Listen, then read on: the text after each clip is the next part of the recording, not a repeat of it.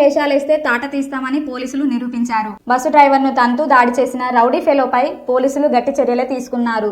Case పెట్టి బొక్కలో వేశారు. పోలీసులు తీసుకున్న చర్యలపై సర్వత్రా హర్షం వ్యక్తమవుతోంది.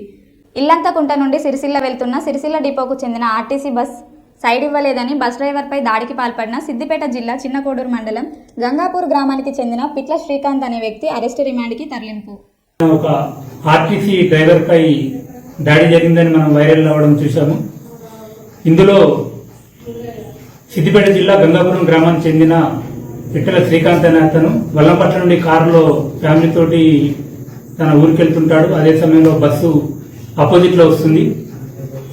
ఆ క్రమంలో బస్సు డ్రైవర్ తనకు సైడ్ ఇవ్వలేదని అతను కొంత దూరం ముందుకెళ్లి మళ్ళీ కారు దింపుకొని వచ్చి బస్సుకు కారు అడ్డం పెట్టి ఆ బస్సులోకి ఎక్కి ఆ డ్రైవర్ పై దాడి చేయడం జరిగింది. కాలుతో తన్నడం, చేతితోటి కొట్టడం జరిగింది.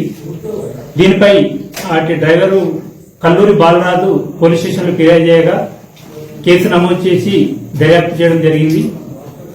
దర్యాప్తులో భాగంగా ఈ రోజున అటు దాడికి పాల్పడిన పిట్టల శ్రీకాంత్ను అరెస్ట్ చేయడం జరిగింది. ఇప్పుడు అతని తర్వాత కోర్టుకు రిమాండ్ గురించి పంపిస్తాము.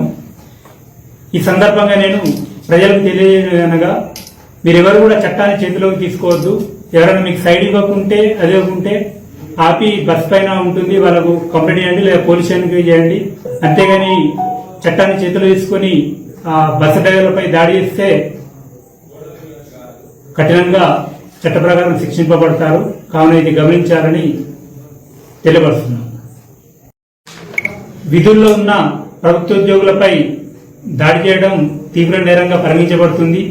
ఎవరు కూడా అది ఆర్టీసీ కానీ, సెస్ కానీ, ప్రభుత్వోద్యోగులు, వైద్య శాఖ కానీ, టీచర్లు ఎవరైనా కూడా మీరు ఎట్టి పరిస్థితుల్లో ప్రభుత్వోద్యోగులపై చేసుకోవడం, దాడి చేస్తే మాత్రం తీవ్రంగా చట్ట ప్రకారం చర్యలు తీసుకోబడుతుంది.